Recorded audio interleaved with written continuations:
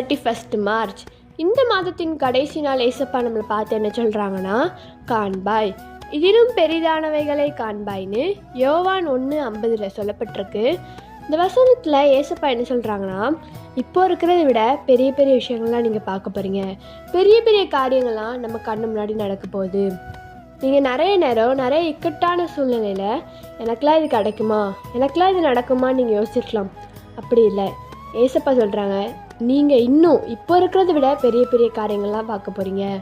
நீங்கள் எந்த ஒரு பதட்டமும் பயமும் இல்லாமல் நீங்கள் ஏசப்பாவுக்கு காத்துருங்க. உங்களுக்கு ஏசப்பா எப்போவுமே பெஸ்ட்டாக தான் கொடுப்பாங்க.